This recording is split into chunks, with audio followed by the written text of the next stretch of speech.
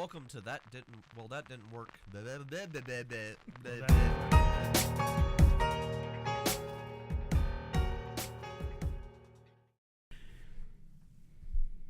Hello, and welcome to another origin story for Legend of the Five Rings. We haven't really decided what we're going to call this overall podcast yet, so I'm super excited for this. I've already recorded 2 of these origin stories, and they were both fantastic, better than I imagined they would be.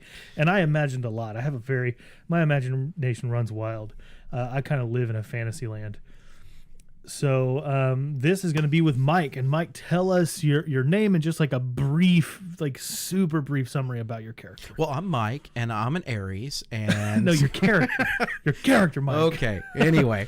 All right, I like long walks on the beach. Anyway, no, I am, Airie Isawa is my character's name, and he is part of the Phoenix clan. His family is the Isawa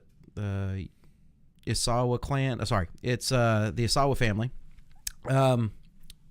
Totally losing it here. Phoenix clan. Isawa family. There we go. Now I have words. Okay. And you're an Isawa elementalist. That is correct. So he is what is referred to as a Shuginja, which is the elementalist or the priest. The priests, the magic users of the Legend of the Five Rings world. Some of my favorites. I think magic, just as a side note, in Legend of the Five Rings and Rokugan, it's probably got my favorite magic anywhere, not because it's particularly powerful, but because in this world, magic stands out more than it does in any other world we play in. Like even Star Wars, like, oh, you're playing Star Wars, it's the Force, right? Like you're going to use the Force at some point. Or D&D, oh yeah, you got at least one spellcaster, right?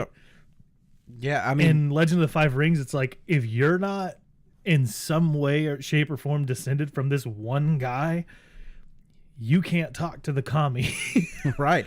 And he's got some really nifty stuff that I can't wait to bring out. The abilities and the spells and the things that you can pull off are just like, I will say this, every ability type, katas, kihos, mahos, incantations, ninjutsu, like all of the abilities in this game, like your character feels like they can hold themselves up in general in any scenario.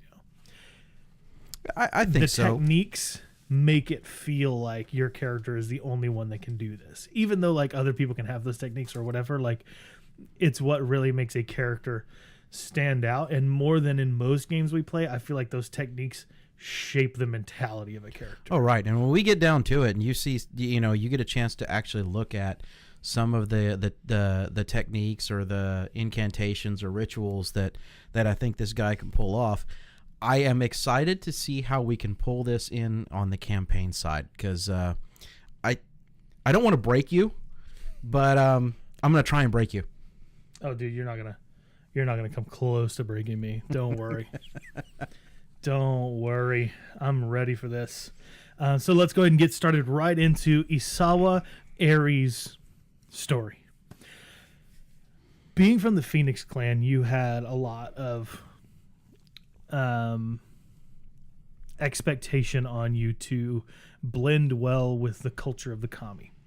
That's just kind of a thing that Phoenix do. You have a deep understanding of how kami operate and work, even if you're not Isawa, even if you're not a Shugenja.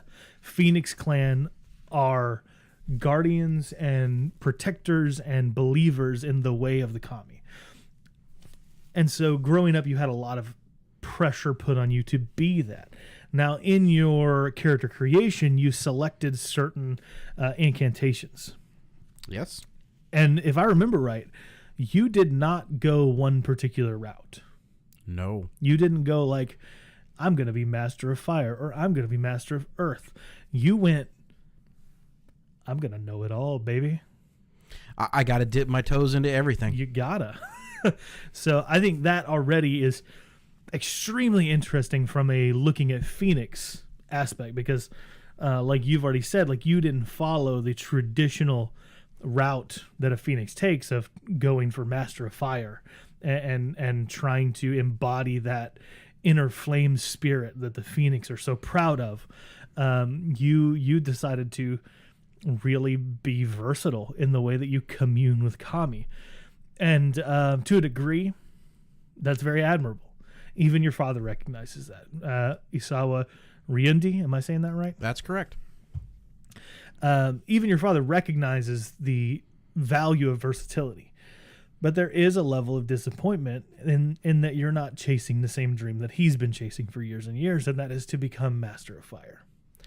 Correct. And when I and I know we'll get a little deeper into it, but when I went through and chose even my rings and stats, it reflects more of let me talk and commune with a kami than it does let me have a specific ring that I'm really focused on. Yeah, let me know all of the kami. Let me communicate with everyone. So I really love that, and because of that, I wrote a very particular story. So with yours in particular, with your kind of origin, I wanted to focus on the Giri.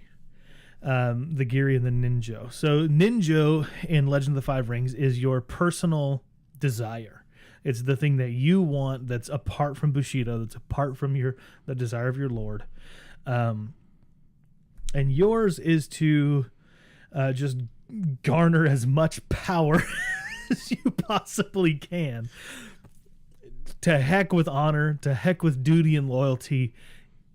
If there's a way that you can get an ability early, or if there's a way that you can get a new technique, that's what you're going to go at. So like for you already in my head, I'm like, how can I get this guy to get a Maho? How can I get Isawa Airie to learn demon magic? Have the kami tell him to do it. And I don't think it'll take long. No. Shadowlands, here I come. Got it. So already my brain is going to those places. But before we ever even step close to that, we've got to address your Giri, which is to become the warrior priest, the avatar. As it were. Yes, sir. You want to know and be a master of all of the elements. You want to become the elemental master. And that's what you feel like it means when your Lord tells you be the best elemental priest that you can be. You hear be all the elemental priests. Get all the power, earn everything, be the master of fire, be the master of earth, be the master. Well, he doesn't need all the priests things. if I can handle it all. Exactly.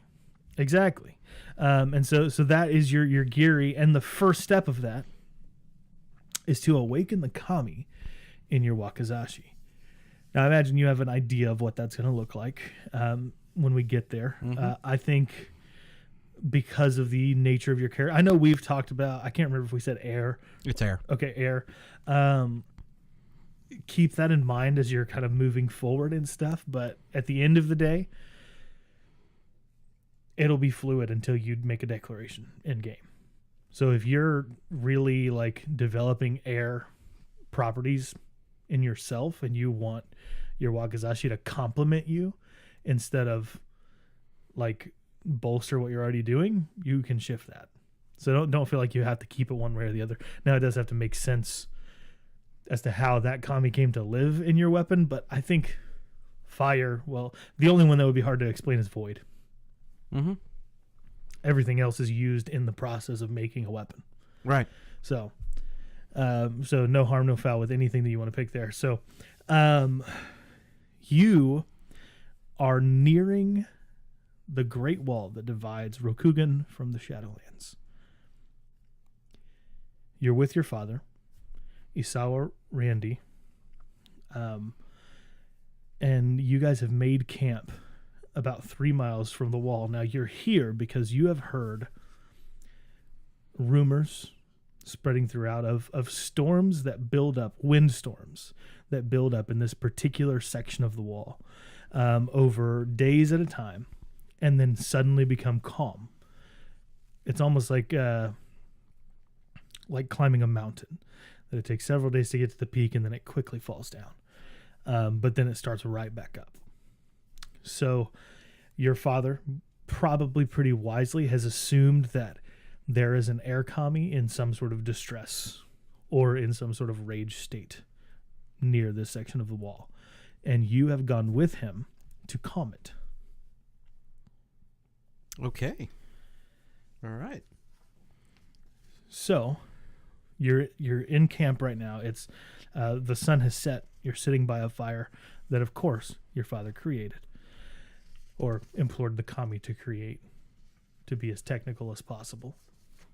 And what are you doing? What is the conversation like? How are you interacting with the world around you? Well, the conversation, I think, although my father probably brought me along here, and I'll take some artistic liberties with this, is it's a very strained relationship, because I am not pursuing the standard, as you said earlier, the standard, view of the Phoenix. Yes, it's an elementalist type of group, but I'm not doing more of how the family focuses on it.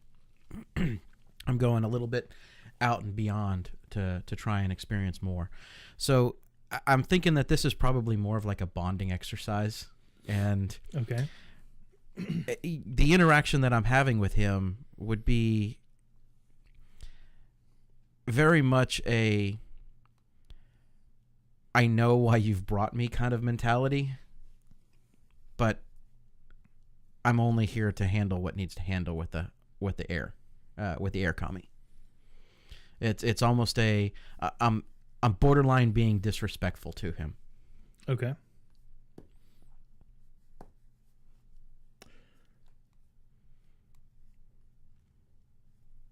So beyond that, I'd say that there's probably, a few little quarrels and qualms and arguments here and there, but it's spent with meditation.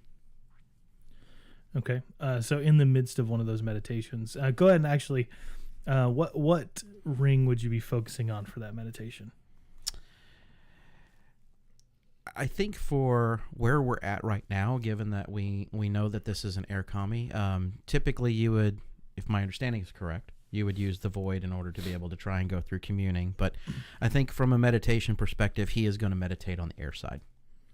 Okay. Try to get a sense trusting to some degree what his father is believing is happening. Sure. And I think that there are directions and degrees of meditation. So I think that would be appropriate. All right. So go ahead and roll me a meditation and air check. All right. So if I remember correctly from our one shot, it's my ranks. And you pick up a number of black dice, the 6-sided dice, equal to your ring. Right. And you pick up a number of white dice, the skill dice, equal to the ranks in the skill. And that is correct. And you can keep, so... I have a 2 rank in air, so I should be able to keep 2 dice. Yes, you keep your ring in numbers. Okay. So I still need a little help here on some symbols. So the circle is just a straight success. Mm-hmm. The flower is opportunity. Okay. The flame, the heart flame, is strife. And the tadpoles swimming in a circle is an explosive success. Okay. So then if that's the case and I'm keeping 2, I do have an explosive success along with a success and a strife. So I'm going to go ahead and roll the die that the explosive came from. Yeah. So with an explosive success, you get to keep that one. It counts as a success, and you get to throw in another die of the same type that you may also keep without, like, it doesn't count toward your keep 2. Okay. Well, it exploded as well. Okay. Then you roll another one in. So you keep them going. All right. And I can choose to keep what I want to keep out of this. Is that correct? Yes, I would keep the dice you rolled due to explosion separate. I am. They're set off to the sides. Yeah, so you can choose to either keep or leave those out, and you can choose to keep or leave up to 2 of the other ones. Okay. I think because it's not really going to change anything, and I don't want to pick up all the additional strife.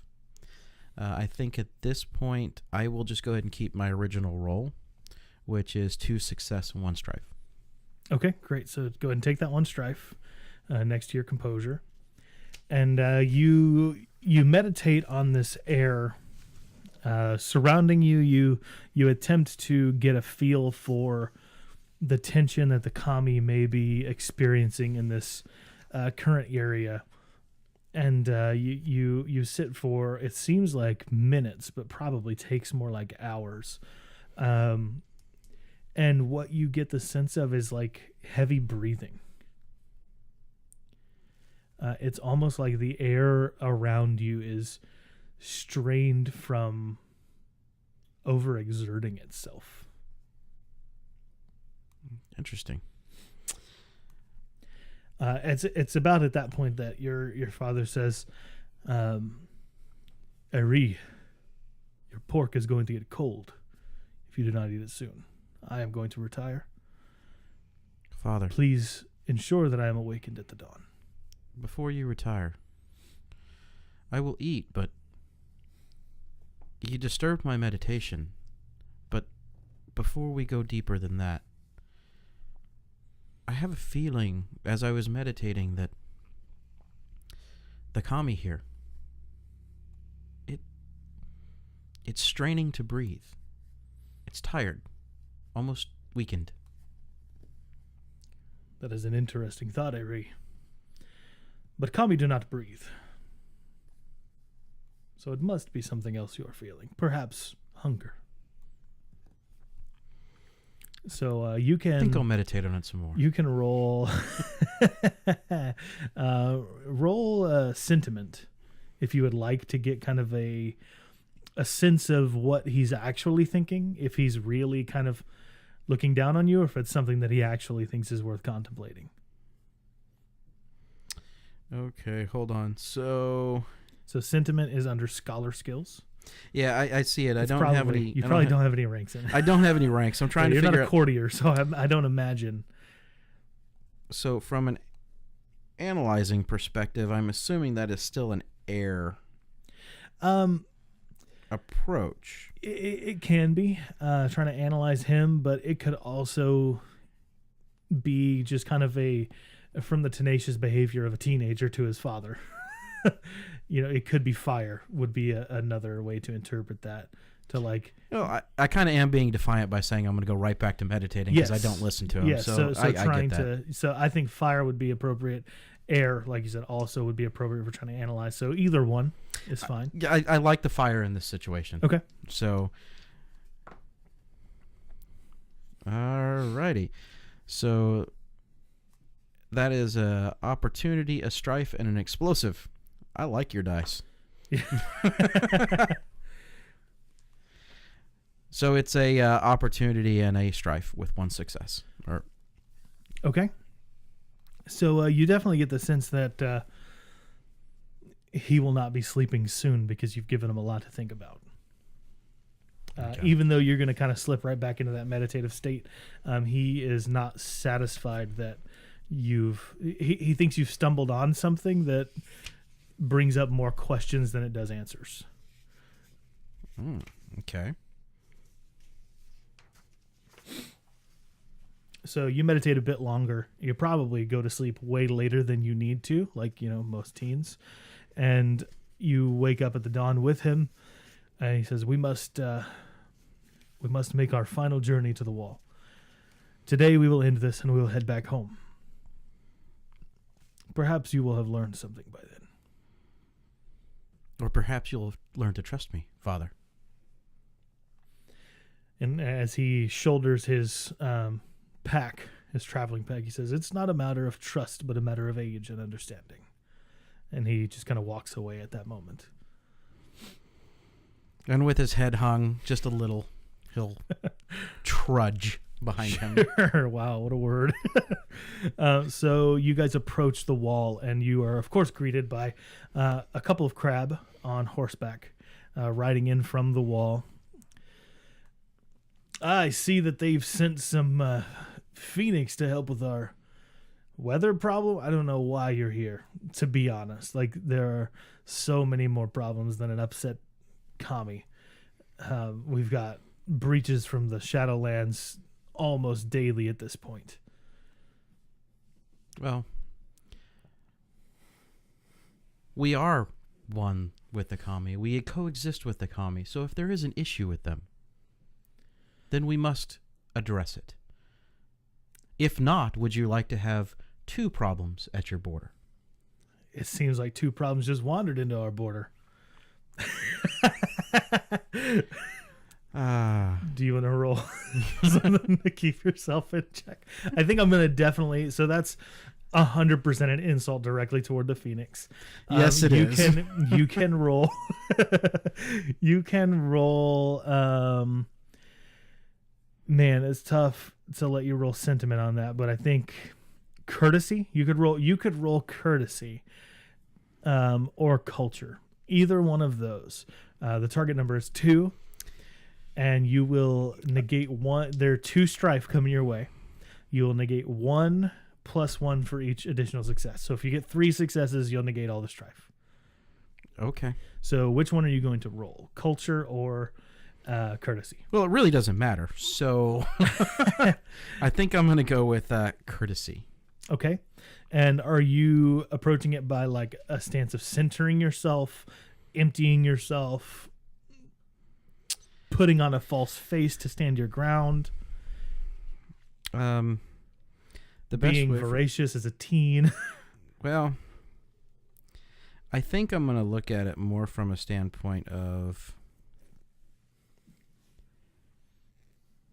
Well, you're not a teen, right?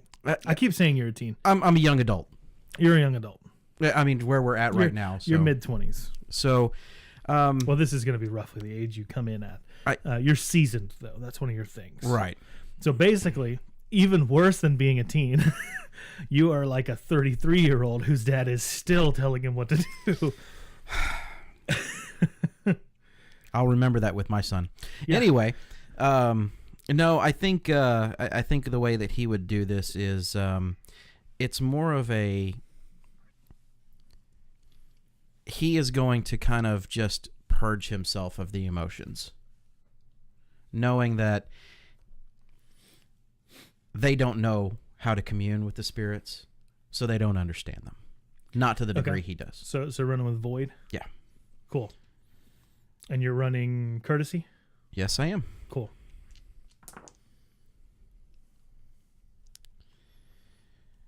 All right. Well, I got 2 successes, strife, and an opportunity. Okay. Do you have to keep that strife to take the 2 successes? Yes, I do.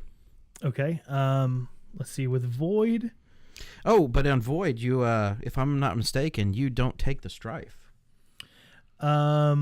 With Void in a combat stance, that would be correct. Yeah, you don't suffer from strife results. Sounds good to me. So 2 successes and a opportunity.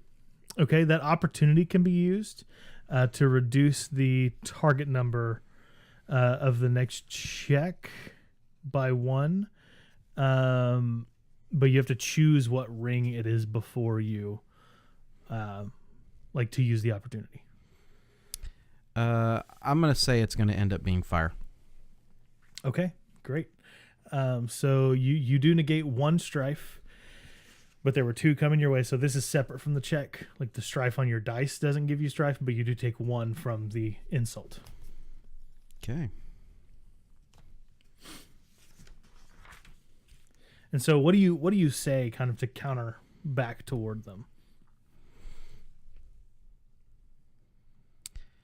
Well, as good as a crab may be at defending the Empire, if you understood the kami, you'd be able to communicate with them like the Phoenix. All right. So he kind of grunts and nods and says, all right, follow us. We'll take you to where we think this might be happening. And so they cause their horses to walk slowly by you guys as you approach the wall. And they take you through, actually, to the Shadowlands. You go up and over the stairwells that lead to one side of the wall, and you go down the next side into the Shadowlands, where you feel kind of this heavy breathing that you felt yesterday. You've kind of been looking for it. So You do feel it as you enter in here, and your father looks back at the crab and says, "You no longer have to follow us. We know the way back up." And they nod and bow, and they leave you guys. Now, Airie, how would one go about finding one of the kami in this? My first thought is to go back to the teachings that have already been shown and to simply sit down and attempt to commune with the spirits that are in the area, to see what spirits may be here. Yes, but there are more spirits than kami here in the Shadowlands. That may be the case, but we don't know if there's a kami available or a kami around unless we be patient and sit and attempt. Or we could chase our tails and follow little gusts of wind. He kind of laughs at you. All right, please meditate. And he draws his own wakizashi and sits cross-legged next to you. All right. So I will be doing, actually, we will be using this for the first time, which is the Commune with Spirits, the ritual. Okay. What exactly does it do, and what are you hoping to achieve with it? All right. The ritualist centers their mind on one of the elements, appealing to the spirits in their environment and seeking to counsel a boon, seeking their counsel or a boon.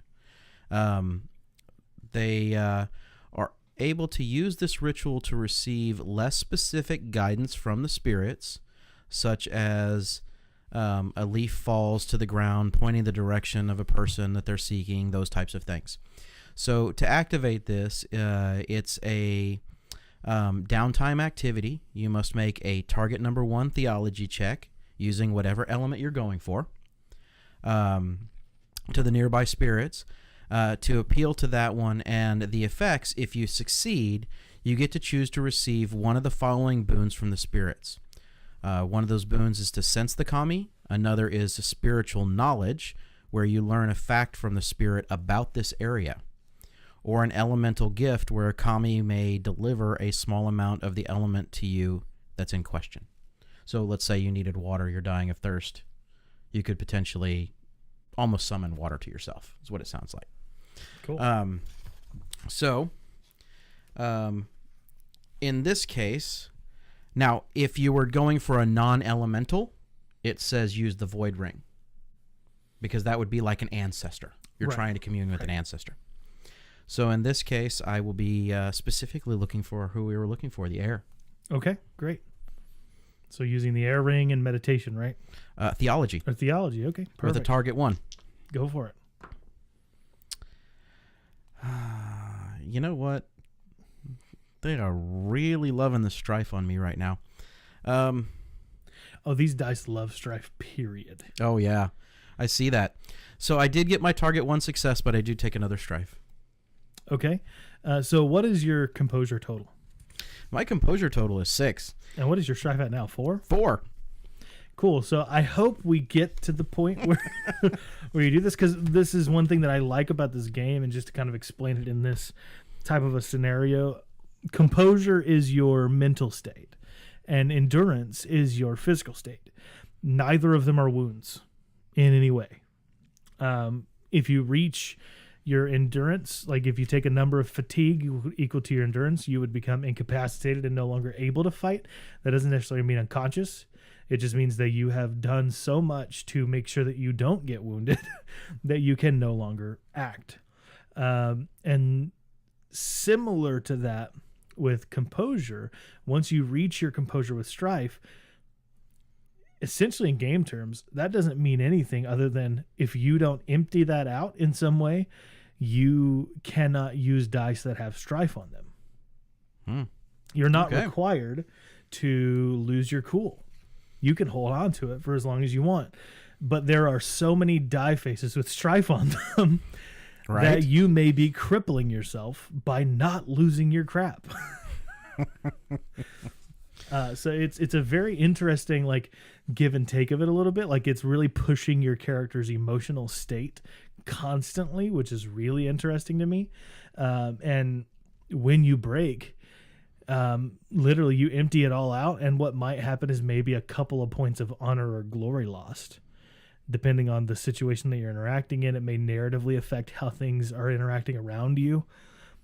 But at the end of the day, composure is literally an entirely narrative mechanic. Okay. Which is really interesting. And to lose your cool, or unmask as it is, basically you just take like your worst aspects of your humanity and let them shine through. And that's it. And it's just a really interesting thing to me. We will get to combat probably in like the main session, really. But I really like how that works too. It's very interesting. Okay. How it plays out. I can definitely see how this situation would be very interesting with a strained relationship with his father, and all of a sudden he's strifed out. Oh yeah, it's gonna be really interesting. So let's keep going with it.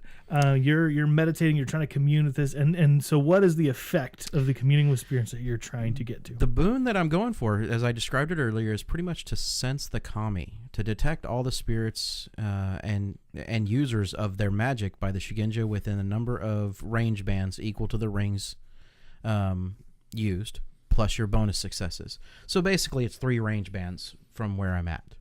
Okay, you sense a kami nearby, an air kami, who is the source of this heavy breathing, and you sense it so well, in fact, that it begins to manifest in front of you, and you can see it almost holding a shadow in place.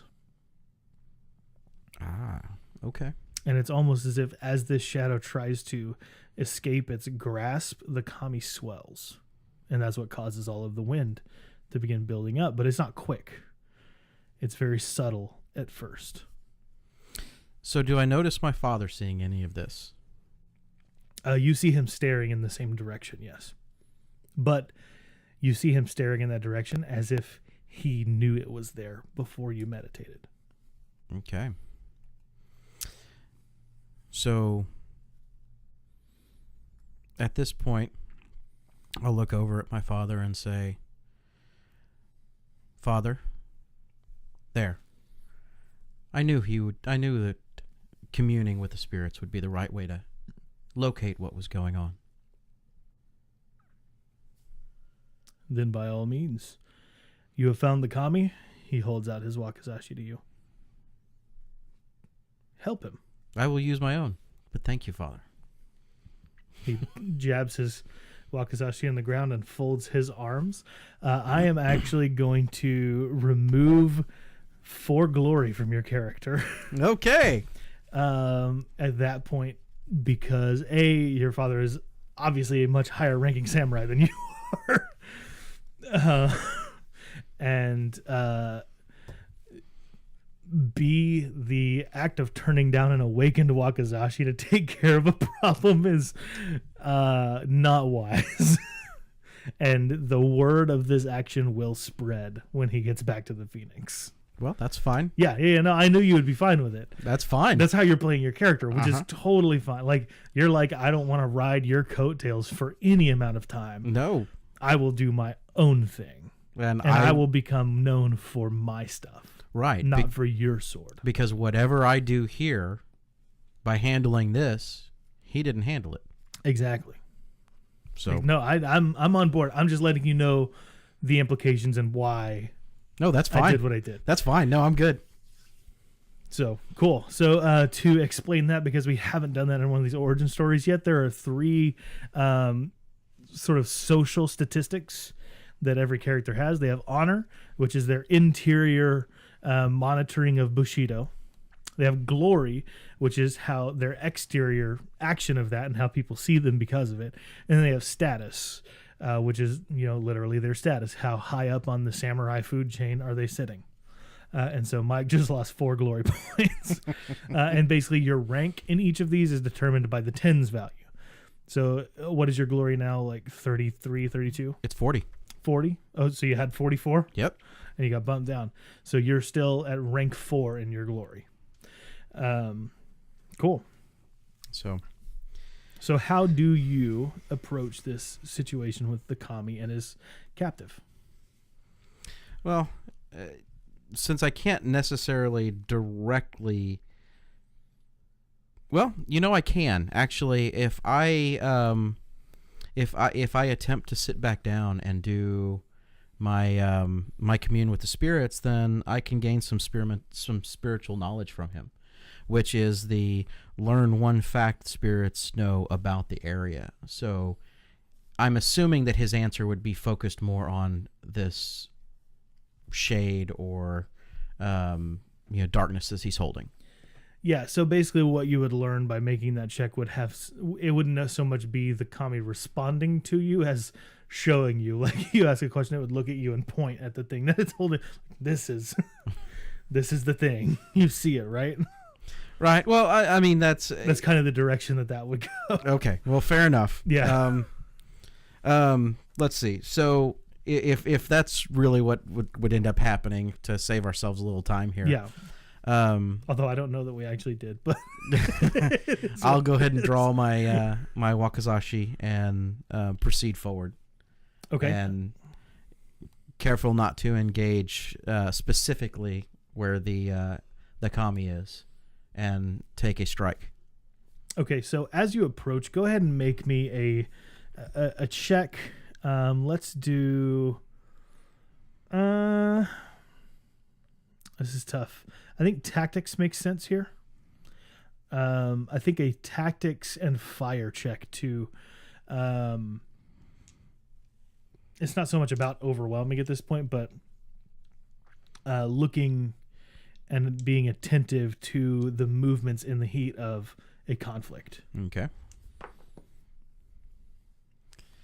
So I don't take any more strife. We will go with one success. Okay, you see as you're approaching whatever the shadow is, that shrouded in the center of it is a man. And the man looks like he is also struggling. Okay. Let me see here.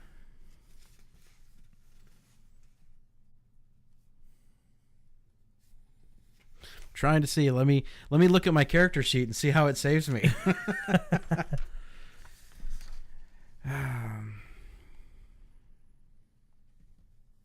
So the question really becomes, do you want to try to strike at this shaded figure, or do you want to try to pull the man out? I think I am going to just go ahead and try and pull the man out. Okay. Then I think that would be a fitness and fire or fitness and earth check. Let's see. Either way, it's about the same. So, or if you have an invocation that might help you here. Well, anything that I do would actually harm him. Okay. Because it does supernatural damage if I attempt to do anything other than if it was a fire trying to extinguish it. I have one success. One success. Okay, so you reach in and you grab this guy by the forearm, but you don't have any opportunity or anything? No, I don't.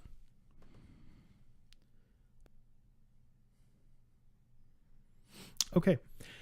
So you reach in to grab this individual, and you're pulling him out of this shade, and the air kami understands what you're doing and begins kind of almost like peeling the skin off of a fruit, is trying to pull the shade away from the man. As you pull his arm out, it's like grasping its like air talons around that shade and peeling it off of this individual. And so you're able to successfully drag him out with the help of the kami, and this man is wearing an interesting kind of ceremonial garb. It's not traditional in the same sense that yours is. It's more like a vest that moves into the traditional like bottom half of like a kimono. Okay. But he is wearing a daisho. This is in some shape or form a samurai, but he's wearing a mon that has symbols that you don't recognize. They look similar to like Rokugani letters, but they're not. Okay. And so you pull him out, and you also feel a tinge of black on your forearm from when you reached into the shade, almost as if you got scraped. So I'll look at the gentleman or the man that I just pulled out and ask him, how did you come by this? How did you find yourself in this situation? He looks at you very confused. And he speaks to you, and his tone speaks thanks, but you don't understand the words that he's saying. Okay. So in more of a sign language style, I'll point to the kami and point to him and go like this. And you get, as he looks around, you get the indication that he did not see what was holding him down. Ah, okay. And he kind of grasps at his stomach, like to say, I'm very hungry. At that, I'll kind of motion him over towards where my father is seated. Your father is currently meditating. Well, I'm pointing him over towards that direction, and then I'm going to turn back more towards the where the kami was at in the shade. The kami has at this point allowed the shade to flee. Okay. And it, I mean, kami don't like bow or anything like that, but it sort of vanishes into the wind. Okay, fair enough. So as I turn back around and see him, I'll go into my pack and pull out some kind of rations or something for him and hand it to him. As you're trying to feed him, you motion him to join us. Your father stops you, says, I don't know that we should feed this man. Look at his legs. Is it not our duty to help? He gestures again to the man's legs, and you look over and you see that they are, like, the veins in his legs are a deep blue, almost blackened. And you recognize this is a sign of the Shadowlands taint.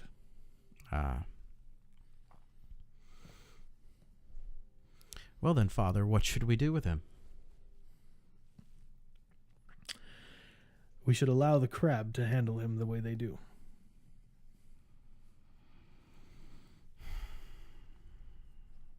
If you would like to feed him first, by all means, show compassion in that way.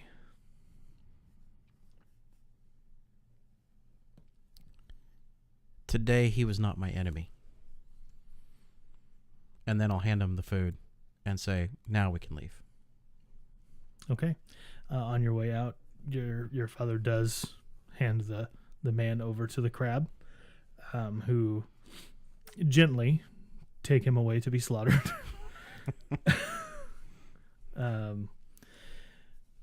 Really to be watched over, because people with the Shadowlands taint rise from the dead tend to be. And that's kind of where we'll end your story. At this point, your father is going to send you to the palace of the Ruby Champion to train. He feels like you've learned a lot, but there are many things that you can still learn, and you seem to not want to learn them from him. Amen. So how better to treat you than to send you to learn under a dragon who Phoenix hate. He thinks this is a great insult to you. You probably see it actually as a boon. I see it as an opportunity to learn from a dragon bushi. And that's where we will end the story of the Phoenix. Right. Take 6 experience. Spend it how you will. I know 6 isn't a ton, but it's something to get started with. And that's where we'll cut off. So I'm excited to start the full session with all 4 of you guys. We got one more of these origin stories to lay out, and man, they've been a blast so far. All right, well, thanks so much for listening. We hope you'll join us really next month as we start the full releases of Legend of the Five Rings. Hope you've enjoyed these origin stories so far, and we will see you guys next time. But until then, keep adventuring. Have a good one.